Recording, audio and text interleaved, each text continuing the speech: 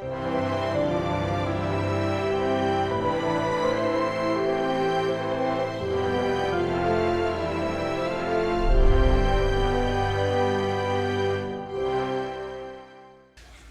오늘은 라오디게아 교회, 소아시아의 7교회 중에 마지막 교회, 라오디게아 교회를 살펴보려고 합니다. 주님이 교회를 어떻게 보시는가, 그게 참 중요합니다. 사람들, 세상에서 다양한 교회를 바라보며 하는 얘기들이 있겠지만 별로 중요하지 않습니다. 주님이 교회를 어떻게 보시느냐, 사람들이 그 교회 좋은 교회다 이래봐야 그게 중요한 게 아니고, 주님이 보시기에 좋은 교회, 주님이 칭찬하시는 교회 되어야 되죠. 역사를 보면 언제나 우리는 교회가 방향을 잃을 때가 많았고 변질될 때가 많았습니다. 2000년 기독교 역사, 그게 종교개혁이 있었던 것이죠. 사실 313년, AD 313년에 로마의 기독교가 국교로 되는 그때부터 기독교는 폭발적으로 성장이 일어납니다. 폭발적 성장을 겉으로는 하지만 사실은 그때부터 기독교는 굉장히 변질되기 시작했죠. 왜냐하면 예수를 믿으면 핍박이 일어났을 때는 진짜 신자들만 모였거든요. 왜냐하면 핍박이 있는데 누가 가짜로 예수를 믿을 사람이 있겠어요? 그런데 이제 국교화가 되고 예수를 믿는 게 편안해지고 또 신앙을 가졌다는 것이 삶의 플러스가 될 때, 유익이 될 때 이제 가짜들이 양산되기 시작하고, 그것은 평신도뿐만 아니라 목회자도 마찬가지입니다. 이 변질이 시작이 된 것이죠. 그런데 여러분, 이 변질이라는 것은 우리 눈에 보이는 모든 것은 언제나 변질이 일어납니다. 그대로 있는 것은 없습니다. 다 변하고 있는 거죠. 근데 문제는 긍정적으로 변하면 우리는 그걸 변화라고 얘기하죠. 그런데 그게 부정적으로 변하면 우리는 그것을 변질이라고 얘기합니다. 그러니까 내 신앙이 처음 믿었을 때와 지금 나는 어떤가를 여러분들 한번 점검해 보십시오. 내가 처음 믿을 때보다 나는 신앙이 더 좋아져 가고 있다? 아니면 좀 못해져 가는 것 같아? 아니면 좀 그대로인 것 같아? 어느 쪽입니까, 여러분? 오늘 라오디게아 교회는 그리스도가 보시기에 어떤 교회느냐, 7교회 중에서 4대 교회도 아주 심각한 그런 평가를 받았습니다마는 4대 교회보다 이 라오디게아 교회가 받았던 평가가 가장 최악입니다. 자, 이 주님의 책망이 뭐냐면 오늘 16절을 보면 이렇게 말씀하고 있습니다. 16절에 내가 이같이 미지근하여 뜨겁지도 아니하고 차지도 아니하니 내 입에서 너를 토하여 버리리라. 뜨겁지도 않고 차지도 않다, 미지근하다는, 그래서 토하여 내치리라 그랬습니다. 자, 이거 토하여 내치리라는 말은 뭘까요? 혐오스럽다는 거예요. 너희들 보니까 모여 있는데 혐오스러워. 여러분, 주님의 교회를 향하여 혐오스럽다고 표현한다는 게 이게 상상이 되십니까?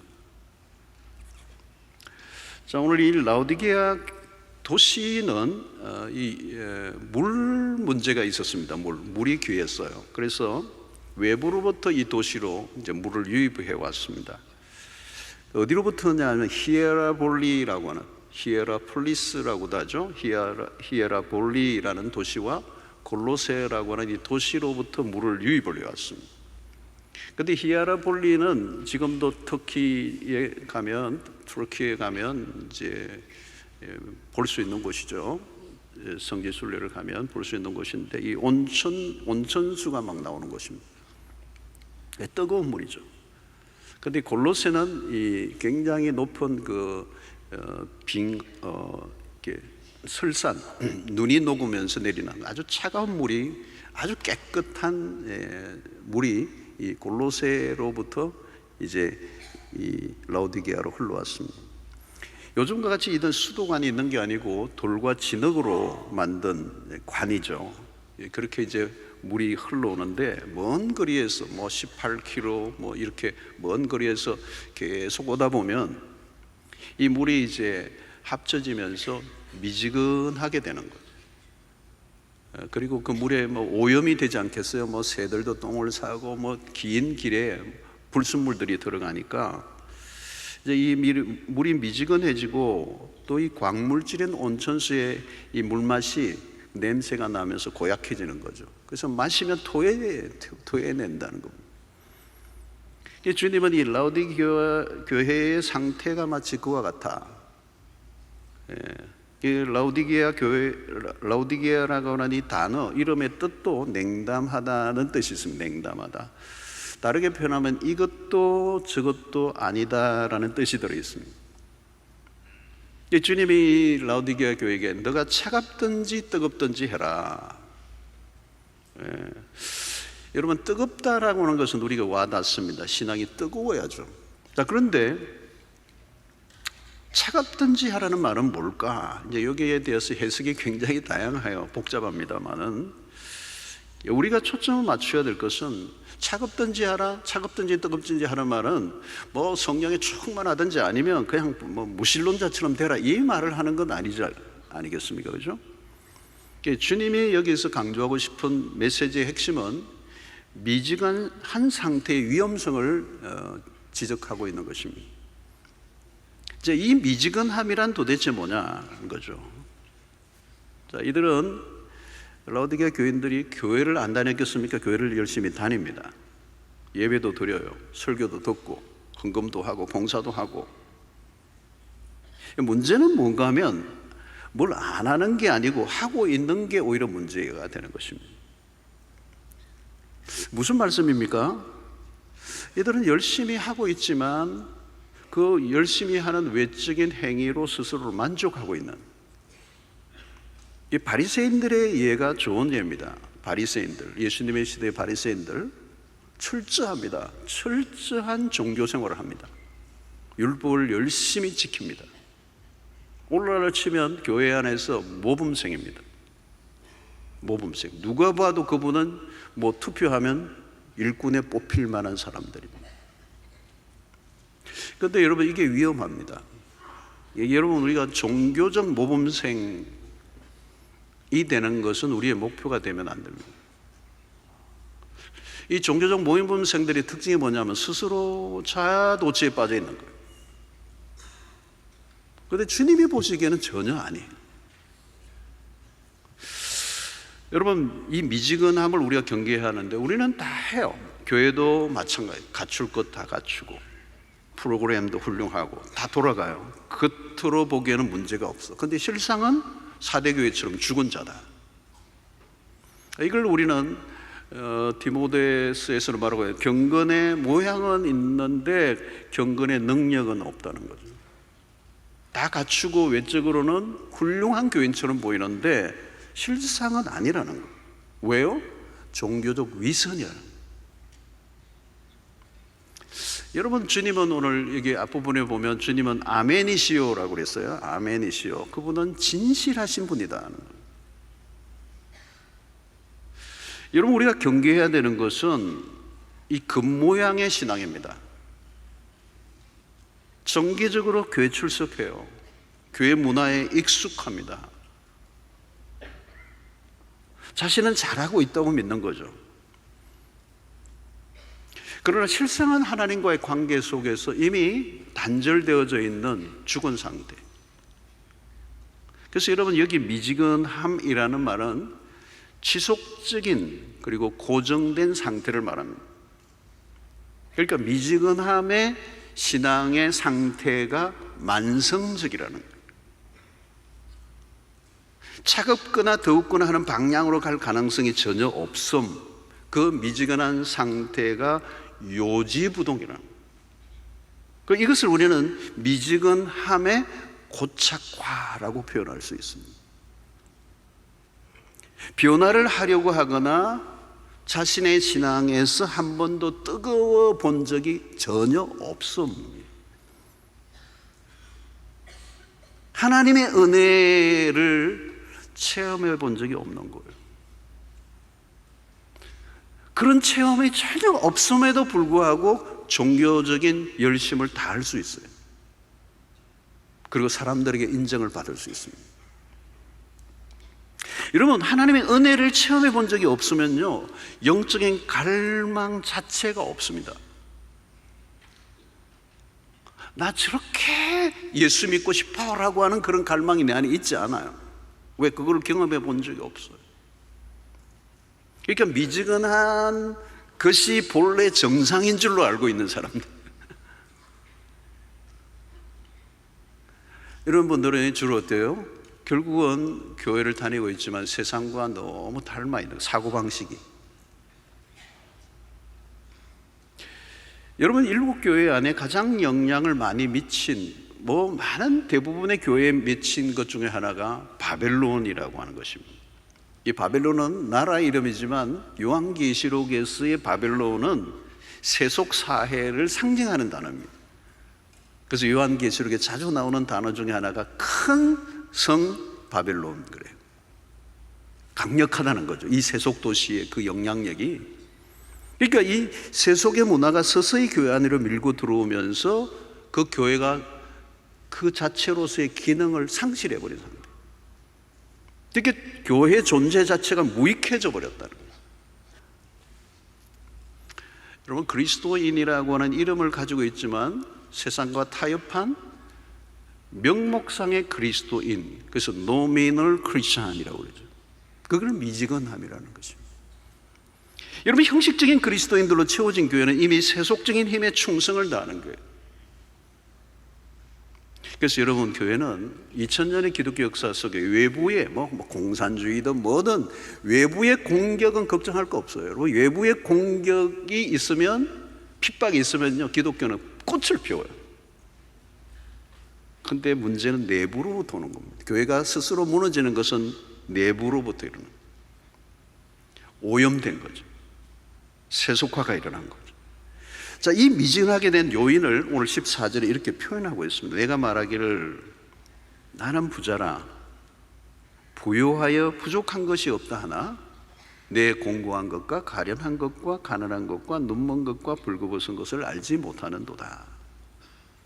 자, 라오디게아 교회 성도들이 뭐라고요? 나는 부자라, 나는 부족한 게 없습니다. 실제로 이 라오디게아 도시는 물질적으로 부유한 도시였습니다. 그러니까 이 라오디게아 도시는 금융, 패션, 의료 중심지역, 상업과 무역의 도시였습니다. 금, 옷, 건강에 관심이 많은 소비 도시였습니다.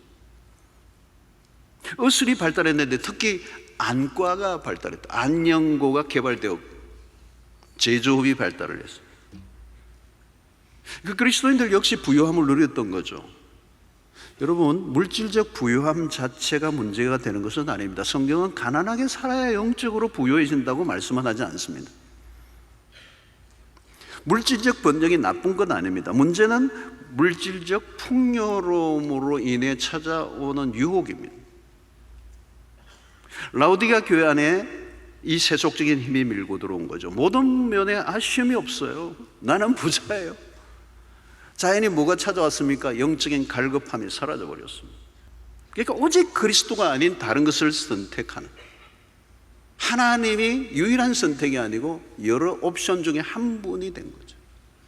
그리고 내 신앙이 내 삶을 이루어가는 도구화가, 내 삶에 유익을 주는 도구로 신앙을 쓰는 것이지 신앙이 내 삶의 전부라고 고백을 하지 않게 되는 단계로 전락을 하는 것입니다.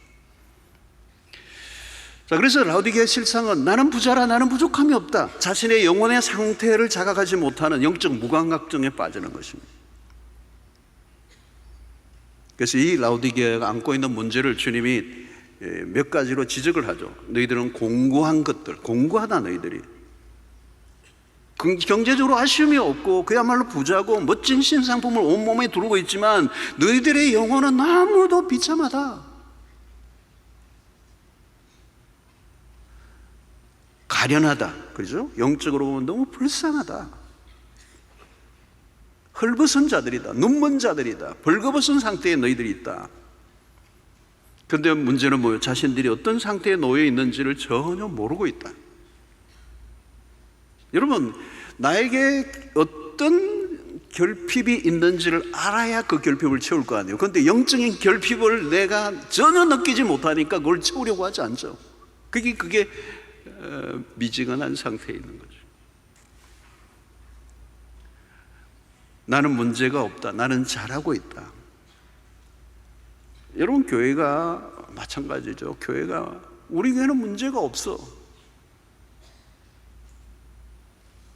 문제가 없는 교회가 있을까요? 없어요. 라오디게아 교회 성도들은 자신들의 상태를 절대 알지 못한 것입니다. 근데 주님이 보시기에 뭐예요? 토하여 내치겠다는 거예요. 여러분, 영적으로 너무도 가난한 교회인데 부자라고 착각하고 있었습니다. 교회가 무엇으로 부유해야 될까요? 교회가 돈이 많고 건물이 크면 부유한 교회입니까? 그것은 그렇게 생각한다면 세속적인 기준이죠. 건물로 따지면 이단들 가운데 엄청난 건물을 가진 곳들이 많습니다. 자, 라오디게아 성도들은 자신들에게 문제가 없다고 생각해서 예배를 빠지지 않습니다. 신앙생활 나름대로 합니다. 기본적인 의무를 다 지킵니다. 그런데 이게 무섭다는 거죠.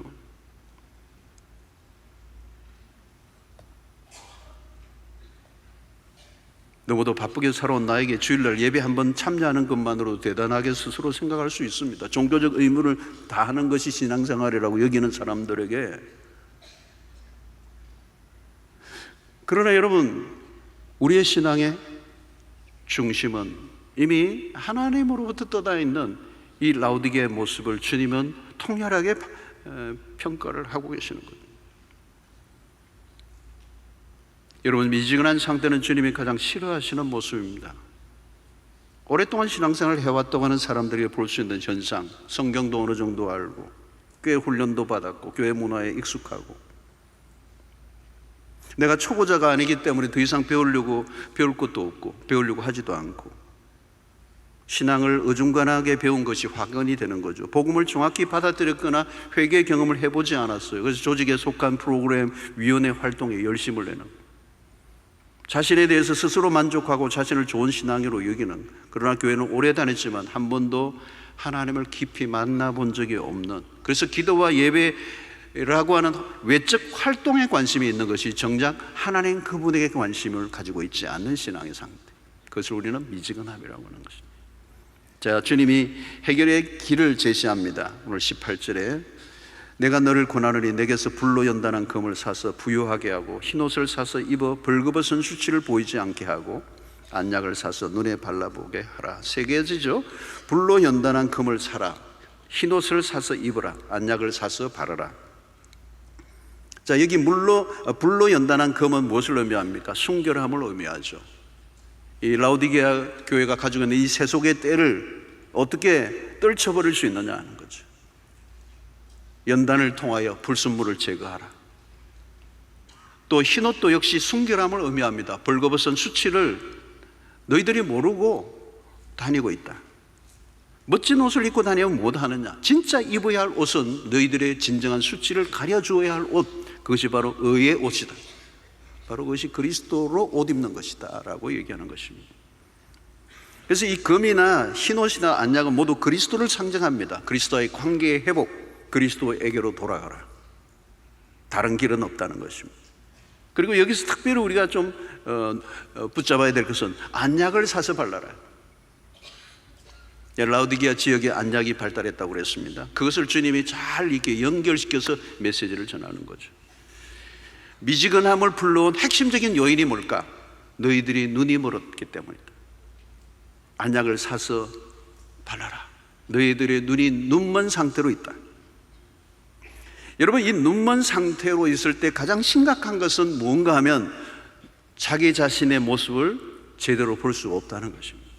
신앙의 핵심 중에 하나가 뭐냐면 눈뜸이라고 하는 것입니다. 눈이 열려져 가는 것.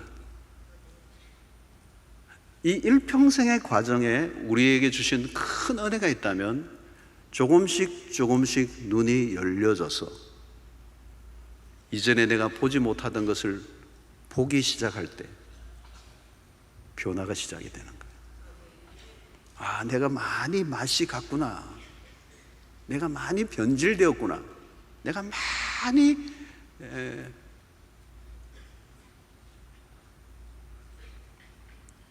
병이 들어있다는 사실을 깨닫는 그때부터 변화가 일어나게 되는 거예요. 그래서 안약을 사서 눈에 바르라는 거예요. 너의 눈이 밝아져서 뭘래요? 상대의 잘못을, 상대의 문제를 지적하고 판단하는 그 일을 위해서가 아니라 자기 자신을 볼 줄 아는 눈이 열리게 될 때 우리는 변화가 시작이 되는 것입니다. 주님은 회개를 촉구하시죠. 19절에 보니까 물론 내가 사랑하는 자를 책망하여 징계하노니 그러므로 내가 열심을 내라 회개하라. 주님의 책망과 이 징계는 사랑의 사인입니다. 주님은 무지막지하게 심판 내리시는 분이 아니고 참고 기다리시고 깨닫고 돌아오도록 기다리고 계시는 하나님. 가장 심각한 것은 돌이킬 가능성이 없다는 데 있습니다. 회개를 모르는 거죠. 자신의 상태가 어떠한지 깨닫지 못할 때 회개할 리가 없습니다. 그런데 회개는 하나님의 은혜요. 회개하는 순간 돌이킬 때 하나님의 자유와 긍휼은 언제나 준비되어 있는 것입니다. 이 다음에 주님은 촉구를 하죠. 열심을 내라. 이것은 계속적인 행위를 요구합니다. 회개는 단 한 번의 그런 일이라면 열심은 계속적 행위를 말하는 거예요.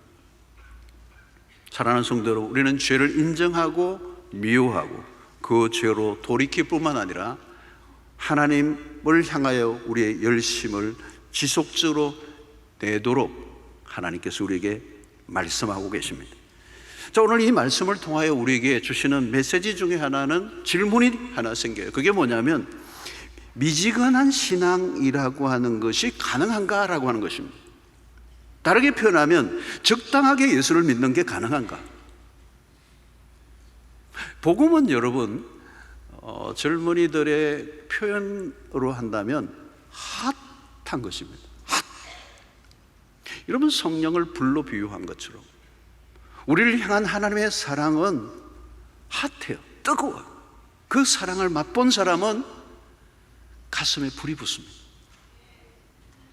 여러분, 우리가 뜨거워져야 하겠다고 결단한다고 뜨거워지는 것 아니에요. 내가 무엇을 믿는지, 내가 믿는 하나님이 누구이신지, 그리고 하나님이 행하신 일이 무엇인지를 내가 경험하면 그게 복음이죠. 우리에게 행하신 가장 위대한 일은 예수 그리스도의 십자가의 복음이고, 그 복음을 내가 정확하게 터치받으면 내 중심에 불을 일으키는 거죠.